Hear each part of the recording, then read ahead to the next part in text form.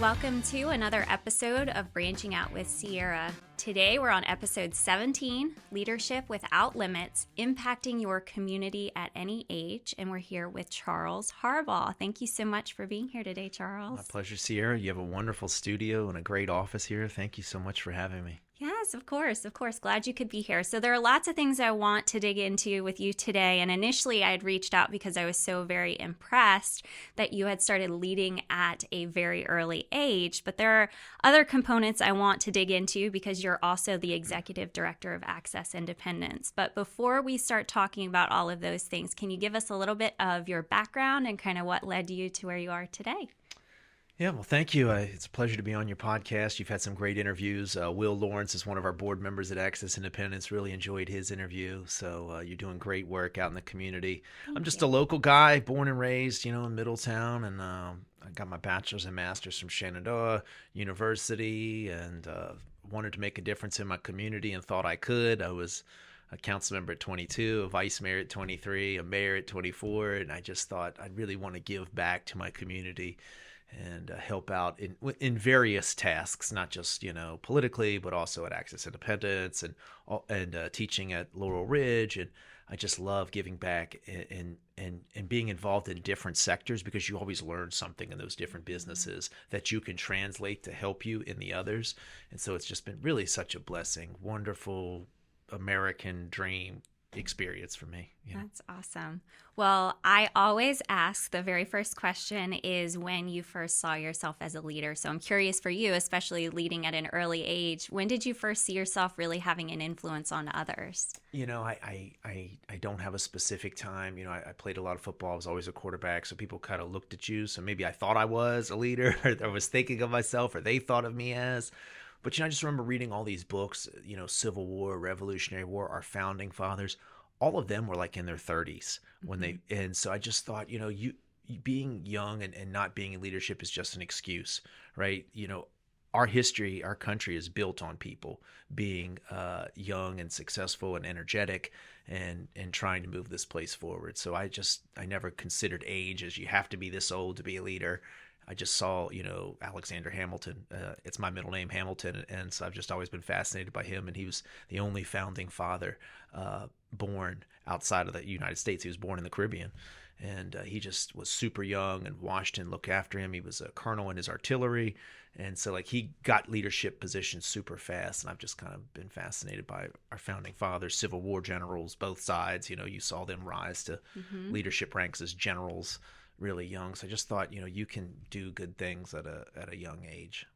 I think it's interesting. A lot of folks that I ask do tie it back to sports and leading in sports, but I haven't heard a lot of folks tie it back to history. And it sounds like that's always been an important part of learning and education for you, is looking back at our history. Oh yeah, big time for me. I mean, that's kind of been a passion of mine, and as a 20 plus year reenactor of French and Indian, Rev War, Civil War, Wild West, and portraying George Washington for the city of Winchester and a lot of organizations, French and Indian Foundation, Fox 5 DC, when they need a young George Washington, just thinking about life through their eyes. And their life expectancy wasn't that long back then. You're talking 50-ish, 60 maybe is old, so these people had to accomplish a lot in a little bit of time. And so I just looked at it from from that standpoint that you've got to make your mark while you're here and you shouldn't wait to do it. Mm-hmm. Well, I want to make sure we cover two specific things today. I want to talk a little bit about Access Independence, and I also want to dig into leadership at an early age, because if I'm not mistaken, being mayor at 24, I'm pretty sure that's one of the youngest in Virginia's history. Is that accurate? Did I just make that up? The youngest, but it can be beat, in 18, 19, 20, so that's a cool, fun fact, but it's not that big a deal. I was a council member before that, and we had gone through 3 mayors in 4 years, and in 07, 08, and until I got the job, and it's just I think people were so happy that somebody wanted this job, and I wanted the job. I wanted to do good from the ground level up. I just remember growing up in Middletown, and And, if you ever wanted to do anything, you had to leave town. And so I just thought, well, what if we, I just tried to rethink things and just make Middletown such a special place to live that people would want to come visit, be a tourist, be a visitor, leave, and I just thought, man, this would be just so great. So I really loved and appreciated it.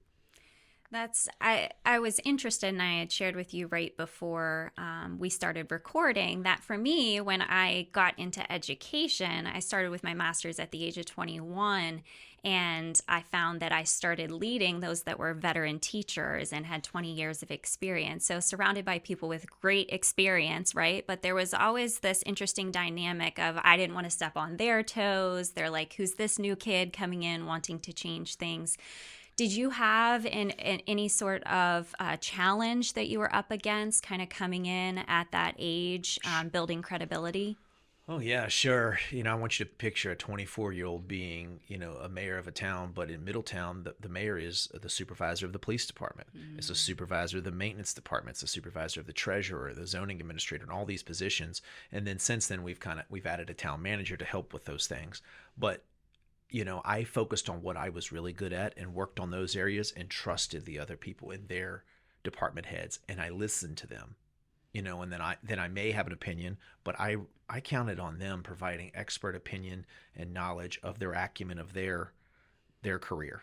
Right. And then I focused on what I was really good at: marketing, branding, tourism, development, these types of things, and I wouldn't step on their toes. I'm not a law enforcement expert, but I know people who are.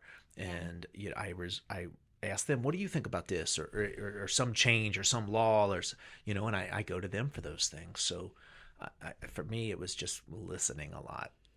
Well, I think that's a great point, because as a leader, we do want to focus on our strengths and admit that we don't know it all. We're learning from everyone around us. We want to surround ourselves with people that complement us and our strengths, right? So I love that you were really tapping into what knowledge they had.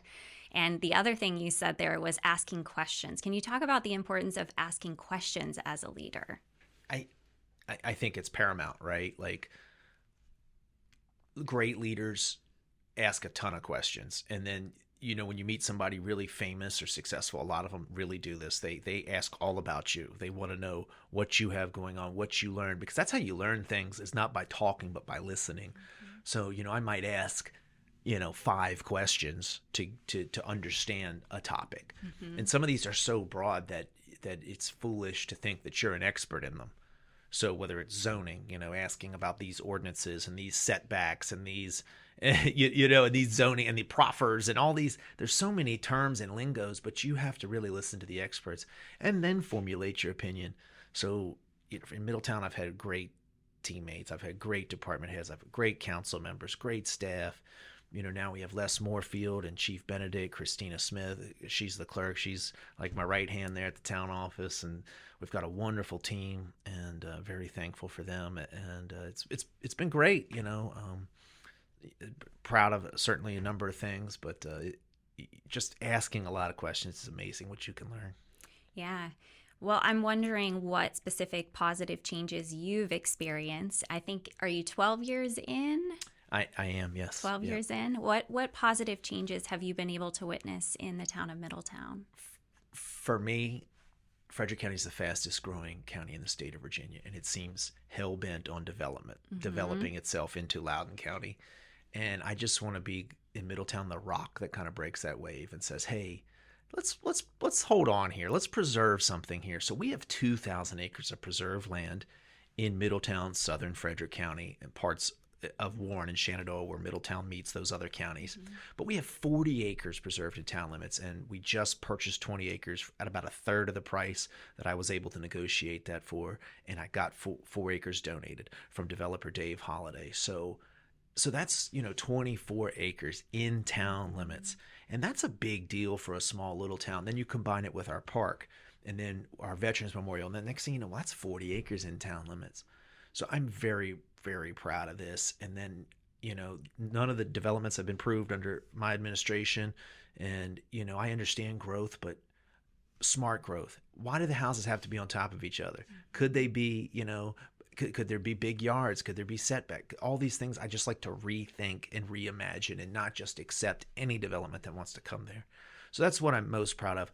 No tax increases, 11 out of 12 years. I'm super proud of that. You should be. Seems like every year you pick up the paper and in some counties, like back-to-back years, they're raising taxes. So living within our means, growing a tourism economy to supplement those taxes, Sierra, things do go up.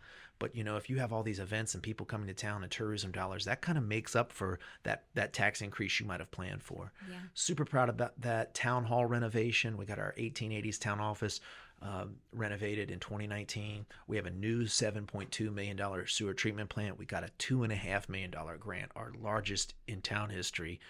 This past year, Les Moorfield knocked that out, and he's our town manager and maintenance supervisor. So we have this $7.2 million plant that we got this $2.5 million discount out. We did not have to raise rates to do this. We have a new baseball field. We have 4 football teams that practice in Middletown. So proud of all these partnerships that we've been able to manage and negotiate to get stuff done. And there's just so many little things, and all just been a fairy tale, kind of just a lot of fun. It sounds like it. I'm amazed. Yeah. I had no idea a lot of those things are going on. So I hear a lot about Middletown, right? But Yes. those are some of the things that I haven't heard. Yes. Looking ahead in the next 10 years, are there any specific changes people can expect to see? Yeah, I just did a goal list. I'm unopposed for my next term. Okay. And I didn't want to do an article about it, but the Winchester Star found out, and it's going to the paper tomorrow, the next day. So I had to write a goal list. And so in that goal is I want to preserve more parcels. Mm-hmm. And the reason you don't hear about this is because there needs to be an education piece on this. Sheets grabs the Wawa. When the Sheets comes in, it's outside of town limits technically, but it's everybody thinks it's Middletown that brought it there. But when they buy a piece of zoning land that has that zoning that allows them to come, there's nothing a municipality can do to stop them from coming.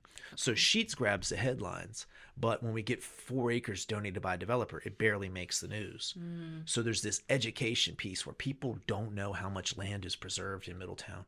And I think that it would really open people's eyes that this is like this last little town, and it can only get so big because of how much preserved land. So there needs to be an education piece there. There needs to be some more marketing on that. But yeah, thank you. Yeah, of course. All right. Anything else you want to share about Middletown before we move over to Access Independence? I know you're excited to share about what's going on there too. It's just Middletown's been great. The people are great. They've really looked after me, and we've created so many fundraisers for nonprofits. We close our street down and eat dinner on it. I started this event, Farm to Table, like 9 years ago, and it's raised over $250,000 for NW Works. And Wow. we've started all these community, family-friendly events. Easter egg hunt. We have the largest car show in the region on Main Street, Middletown. We close our street down.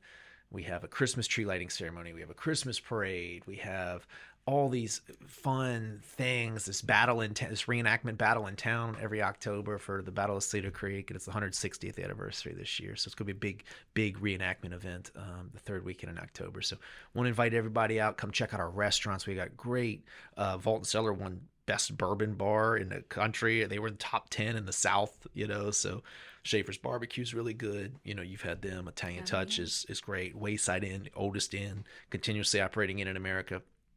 Great businesses. So, just if you're watching Sierra's podcast, you're in Winchester, give Middletown a chance one night. Go out there and I want to get dinner here. I want to get drinks here.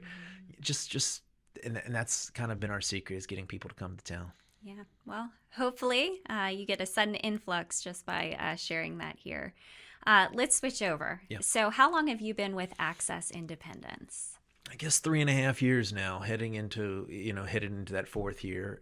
I left NW Works after 8 years. I was the director of business there. It was a great, wonderful, noble nonprofit, but I wanted that CEO experience. I wanted to be the executive director. I wanted to lead an organization and put into place some things that I had learned. And Access Independence was the avenue to do that, and it's just been such a blessing. It's just the best little kept secret, I think, in Winchester, Frederick County, and the northern Shenandoah Valley. And you and I sat down to lunch one day to talk about it because I truly knew very little about what Access Independence does. Can you share for our listeners a little bit about what goes on behind the scenes? So Access Independence we're run by DAR. So we have a state grant to serve the northern Shenandoah Valley. When I got there, we had served 423 people. Last year we were at 605, and this year we're going to break that record. So we've had 42% growth. Access Independence helps people with disabilities live independent lifestyles, promoting independent living, and that can mean a bunch of different things. But basically, the thought is that with people with disabilities, if they're living independently in their own home, they're happier, they're healthier, they live longer lives. So we offer service facilitation. We offer this rep payee program. We have 214 clients we manage. So let's say I'm Sierra's and I need my money managed. You know, your physical being might be fine. You might be able to live alone, but you don't understand, well, what happens if I don't pay my electric bill? Mm-hmm. It gets cut off, and then you pay a reconnection fee, and then you pay a connection, you know, and you kind of get behind. So we can professionalize that for parents and the Social Security Administration, parents with children or people with disabilities. So we do a lot of things, and we're really branching out into, and I'm saying all these things to preface what we're most famous for, but we're now in schools teaching pre-ETS, pre-employment transitionary services, so that if I'm Charles and I'm in high school, I'm getting these skills built up there before I graduate and I'm out of the school system. So we're doing driver's ed classes. Last year we got 8 people their driver's license who were told they would never drive. You'll never get your license. And so our goal with all this is that they're paying taxes. Mm-hmm. They're getting a job in the community. They're contributing members of society. And that's a key core function. Access Independence and our best marketing has been all the free stuff we do for people. Ramps, handrails, grab bars. You'll see these pictures of my guys, Walker Tyler, Anthony Butler, Adam Packham, and we'll be out building these ramps for people. And those posts trend the best. But we also give people free wheelchairs, walkers, canes, shower handles, grab bars, knee scooters, bedside commodes, all these things that if you're going through this, they're super expensive, right? And they're like, this expensive, but if I can just give it to you for free and deliver it to you, it just makes all the difference in the world. So we help well-to-do people, we help middle income people, we help low income. We just want to help everybody in the northern Shenandoah Valley with a disability. And my last point about Access Independence, the best part about it is 11 of 12 staff have a documented disability, 92%. So that means when you call this office, you're getting an expert in their field and with different disabilities, lived experience, life experience. Yeah. Well, I don't know, but I have so-and-so right here that I can transfer you to who has gone through exactly what you're going through. And then the cherry on top is the board. Over 60% of the board of directors have a documented disability. So you're getting true disability awareness and expertise. So it's just a soft place to land for people with disabilities. Yeah, those with a passion for serving in this area because they've experienced it and seen the need, right? And I feel like that a lot of times drives what direction we go in our career based on those lived experiences. And now we're passionate about supporting others that are experiencing what we did. Yes, absolutely. And it's just such a great little place. Wonderful staff. I've got like 3 people that have been there 20 some years, really, really, really crazy. Wow. And like just tons of in-depth disability experience. And so that's why I just say it's this little gem. And the best part is any dollar that you give me doesn't cover staff salaries. It doesn't cover the lights. It doesn't cover the water bill. It doesn't cover cars. We're grant funded by the state. So for every dollar I get, it goes straight to that assistive equipment that we give people. And that has been the major difference. So people, their donation is going 100, 0 to 100. It's just, wow, maximizing their donation. So that has been a big selling point for us. And I think that's why we've been so successful these last couple of years is reaching out to people where they are and just saying, how can we help you? And a lot of nonprofits, they need funding, they need donations. We're trying to give this out. I've got a storage unit full of stuff I want to give you. So if any of your listeners need a walker, a wheelchair, a cane, any of those little stuff, let me know. We'll bring it to you. So, and Will Lawrence can tell you more about that. He's on our board. We have a great board of directors. Irene Hardesty's the board chair. She's a gem and has a career in social work. Do folks typically come to you from referrals? How do folks find Access Independence? I wish I knew that question better. I don't know if it's social media. I don't know if it's word of mouth. Yeah. But I do see in these What's Happening pages, somebody will put a wheelchair, and I don't know if you've seen it, Sarah, but everybody, Access Independence. So the word is out there. We have a commercial that we run on some stations, and we do, disability articles in the paper. So I think, we've been serving this area since 1985, but I think the marketing, we had to alter our marketing, and it had to be more than word of mouth. It had to be media, print, social, publication, radio. We had to work on some things. So I guess that's how people get in touch. We also have a great website, and we have this great toolbar. It's called Recite Me. We were the first nonprofit in the state of Virginia to have it, and it puts our website in 120 different languages that can be read out loud to you. So if you're from a foreign country, if you speak a different language, it can also has disability accessible toolbars such as magnifying glasses to blow it up. It has rulers for people with low vision and reading, and it's just really pretty cool. So we see good usage on that toolbar. They print a report for us annually, and we're like, wow, how many people use it? And so some of it on our website. Yeah, what a great tool. I hope folks hear that and actually look into it. Dirt cheap. It's like $1,500 for a year. Oh wow. And I was just invaluable. And even if you have a business, right? Let's say you have this great website and you have a lot of Hispanic customers, just get this toolbar for that, and it converts all of that. And other languages, so even from a business standpoint, the Recite Me toolbar is really impressive. What is the best way that folks in our community can support the work you're doing at Access Independence? That's a great question. I think just knowing about us, taking the time to know a little bit about us. I don't want to ask for anything. So I mean, just let us know how we can help you. And if you know somebody that needs their money managed, if you know somebody that can use some help, we do a lot of great work with, and my employee might strangle me for saying this, but we do a lot of great disability benefit paperwork. And sometimes I call it navigating the maze. Yeah. So if you're a person with disabilities, or you're a parent of a child with disabilities, and there's this maze, well, how do you apply for this? And how do you apply for this? And how do you get this? And sometimes you just need somebody to talk to. So there's an advocacy piece, and there's that navigating the maze of disability. So we do a lot of work with that. So I guess that would be my answer to your question. Okay, great. Well, I was envisioning you and a crew out building these ramps and stuff. Do you ever have volunteers come in and help on those projects? I do, but I need carpenters, right? Yeah, so I've got 3 carpenters. Highly skilled. And then, I'm averaging 3 ramp projects a month. I've got like 10, 12 on my desk. So there's more of a need for ramps than I can provide at this point.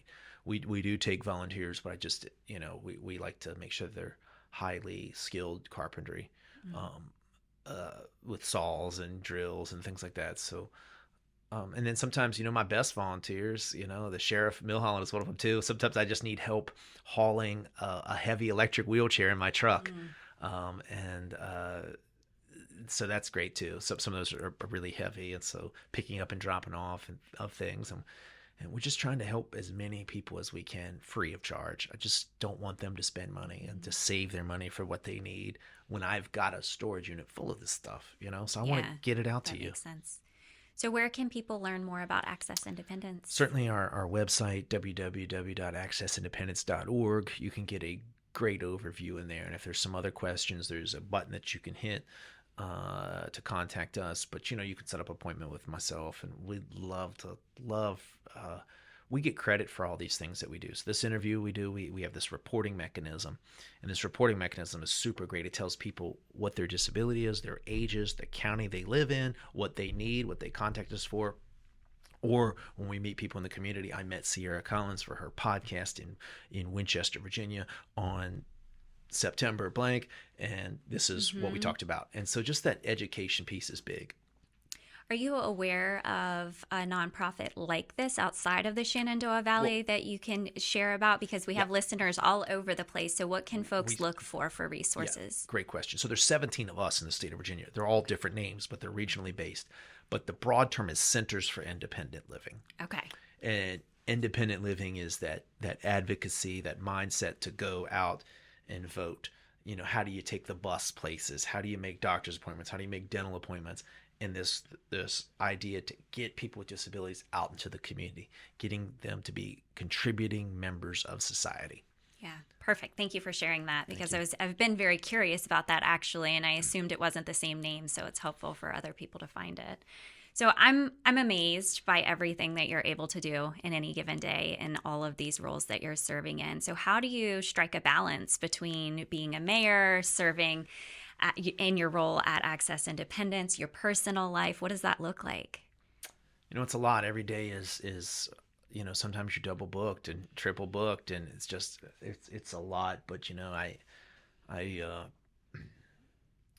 it's a great question. I mean, I'm highly regimented, I guess, and I try to stack meetings up, or if people need to meet me about Middletown things, I've told my board, I tell them to meet me at lunch. I got to eat lunch anyway, Yeah. so it might as well be a working lunch. So meet me in Winchester at lunch, and so that helps. And then I'm in the office, 6:45 a.m. until 3-ish, and then I try to go to Middletown and take care of things that I need to do, or meetings that I need to have, pick my son up from daycare, and so I guess that's just everybody's different, but you just have to find something that works for you. And I love all of these things, and I it's not a lot of it's not work. Delivering Yeah. somebody a wheelchair, not work. I'm so happy to do that. And Mm-hmm. I take my personal truck, no gas card, no nothing, deliver it to them. Yeah. Like it's a love and a passion that you do. Same thing with Middletown. I don't see it as work, as running the next event, going to car shows and handing out flyers, or asking people to come to this, or creating a graphic, or networking, or talking to people. I don't see it as work. So if you love what you do, you don't have that, well, I got to Yeah. work tomorrow thing. So I agree completely. People say that to me all the time. How do you fit it all in? You're working all the time. I'm like, well, I don't see it that way, because I enjoy what I do. And yeah, I always encourage folks to find what that thing is for you that you could do every day and never get tired of it, right? that's right. You enjoy it that much. So, what are you doing to learn and continue your growth as a leader right now? I always talk about lifelong learning. What Yep. does leadership development look like for you? Asking a lot of questions, reading. I know a lot of CEOs that and you read about them. Jamie Dimon is one I like to look up, and I think he reads like 5 newspapers a day or something. Like what?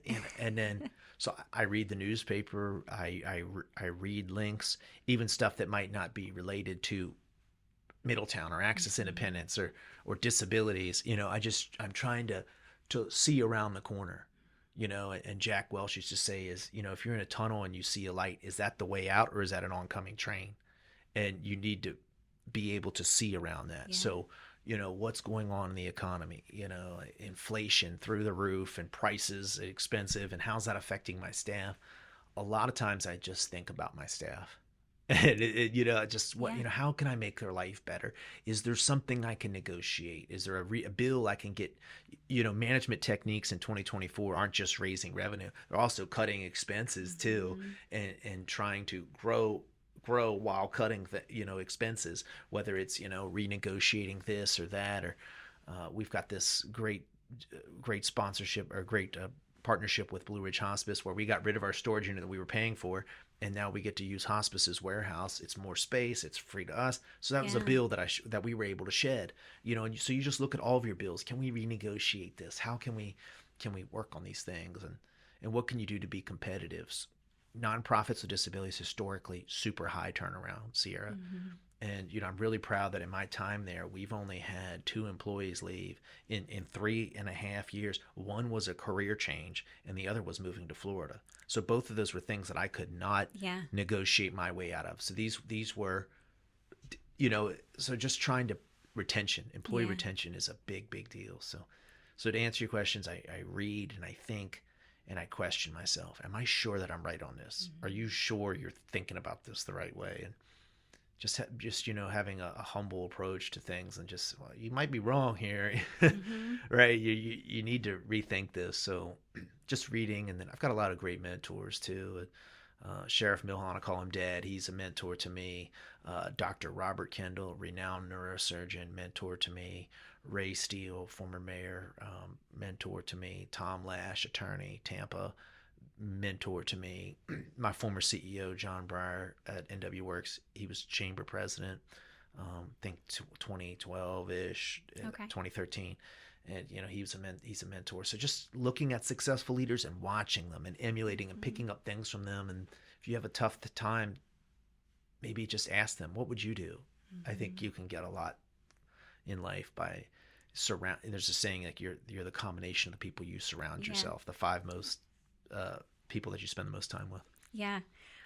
So thinking about coming full circle back to getting into leadership early, if you could share a piece of advice for those that might be younger listeners and are looking at getting into leadership, having a positive influence on their community, what advice would you give to them to kind of push through those limits? Great question. I give this to my students at Laurel Ridge. I teach, 1 to 2 classes a semester. And then I've got this saying, it's like, live dual lives. And what that means is, you can go to college, but get a part-time job at the same time and stay at that part-time job. Don't leave because you found a job for 25 cents more an hour. Stay at that and then have a professional career at the same time you're getting an educational career. And then so that when you get out of college, whether that's a bachelor's, master's, or doctorate, associate's degree, whatever that is, then you're going to that HR person at that company and saying, well, hey, I've got this education piece, but I got this professional piece too. And that makes you the perfect candidate. I tell people, so live dual lives. You can, young people especially, they don't need sleep. Right? They're so energetic. They can do 2 and 3 different things at one time. I had multiple jobs, going to school, playing football, right? I was doing all these things at the same time. So that's why I tell people, get involved. And last notch piece of that is get your name attached to something good. So, you saw my history, and I ran the July 4th celebration before I was on council. The mayor pointed me to. So people in town said, oh, that's Charles. He runs the July 4th show. And before I was a council member, before I was so my name was attached to something good. So I tell people, get on a committee, Apple Blossom Committee, a nonprofit board, one of these councils, like, or planning commissions, or the tree board or the zoning board. Get your name attached to something good, so it validates you, and then plus then you get to learn the players in the game. Who's the chief police? Who's the fire chief? Who's the maintenance supervisor? Who's the board chair? Who's the vice chair? And so it, like, you expand your network, right, and do something good. So no matter how busy you are, I tell people, do something good for the community. Give back. Get involved in a nonprofit, and then that adds to your resume. And then now I'm that HR manager, Sierra, and then I've got an employee with a degree, a part-time job, full-time job experience, and a nonprofit experience, and a volunteer. They're the unicorn. Yes. They're perfect. I'm hiring that person. That is the gem. The well-rounded person is who I'm hiring. And that's what I look at is, what have they done for the community? So that's my piece of advice.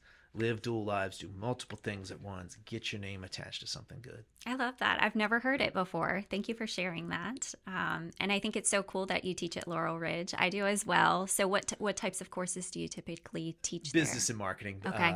Those are the 2 classes, and the marketing numbers and the business numbers have changed. But, before the virus, they were all in person. And then since then, like you, we've been forced to go technological, Zoom.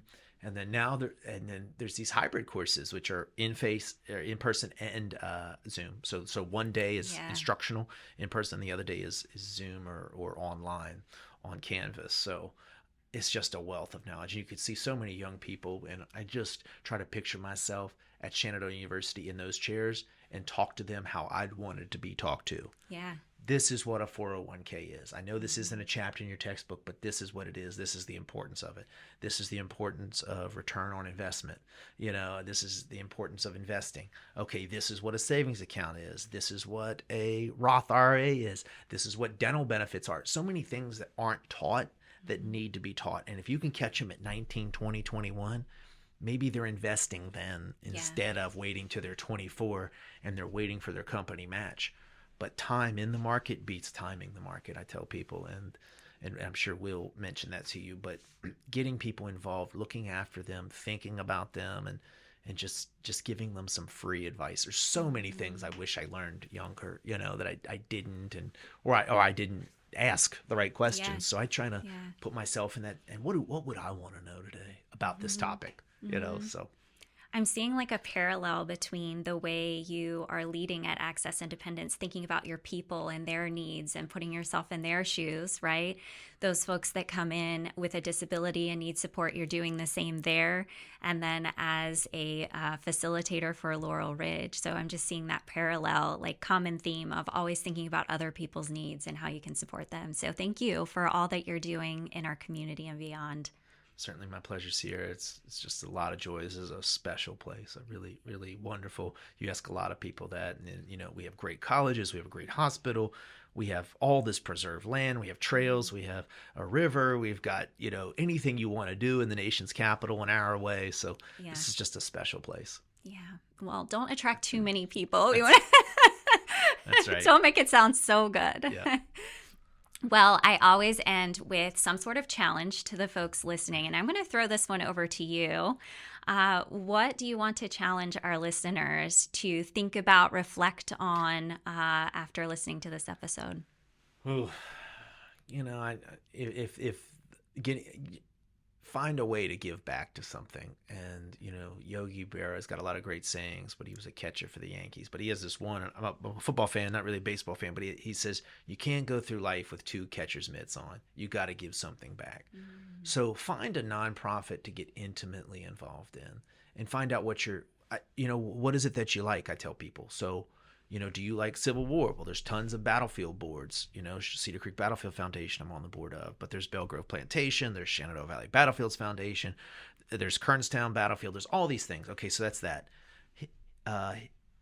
Trees, you know, there's the Arboretum, there's Virginia Tech Center, there's Front Royal has this great tree program. You know, there's all, so that's that. Gardening, Middletown Garden Club, picture there's something anything for everyone. Yeah, so there is a nonprofit out there for you. Yeah. And people always tell me they want to start a nonprofit, but it's like, if you would just look, there's probably a nonprofit already doing that service. So get intimately involved with them. It could be sports. You know, I didn't mention that one. You know, there's a nonprofit out there for you to give something back to. Yeah. Get your name attached to something good. Donate, even if it's $5. I tell people I'd rather have a bunch of $5 donors than $100 donor. Yeah. Because that shows more buy-in to our nonprofit. So, you know, find some place to give back, and that's my challenge to people is, you know, get off the sidelines, get involved with something that you're passionate about. Yeah. I was always thinking about ways I could get involved, and I came up against like the financial barrier, thinking I don't have anything to give right now. And then I realized, well, that's ridiculous. I can give of my time and my talents. So encouraging people, even if right now it's not a time of your life where you can give financially, maybe you can give some time, or think about what strengths you bring to the table that you can support an organization that already exists, that you don't have to create one for. Maybe that nonprofit needs their grass cut. Maybe they need the place pressure washed. Maybe they need the flowers replanted outside. Maybe they need you to deliver supplies to so-and-so. Right. That's just an excuse that people say that, well, I don't have time. Yes, you do. You just need to make time, you know, or yes, you can give. Instead of going to Starbucks that day, give $5 to XYZ or $10. Get involved in that mission and support them. And your life will be infinitely rich. And there's a lot of data about this, and you're big into data, but there's a lot of things that shows the impacts of volunteerism on your personal health. And I encourage people to look at that. I will look at that. Yeah. I will have to pull that for a future episode. Well, I appreciate you, Charles. Thank you for giving time to come in here today. I know you have a lot on your plate, and it means a lot to me that you would come here and share your talents with the audience in our community and beyond. So thank you so much. Sierra, this is a great public outreach and education that you're doing, and for people to, you know, on the road, they can listen to your podcast and learn about finance and nonprofits. And you talked about another great guest that you have coming, but a lot of them are really good. And they have a lot of Jay Foreman, you know, a lot of them, you know, he's great. A lot of them have so many talents, and we got a lot of talented people in this region, and you don't know what you don't know. So I encourage people to give it a listen. Yes. Well, thank you. Well, thank you guys for listening all the way through today. If you enjoyed this podcast and found value, I encourage you to subscribe so that you get updates every Friday at noon Eastern Standard Time when a new episode is dropped. And until next time, keep branching out.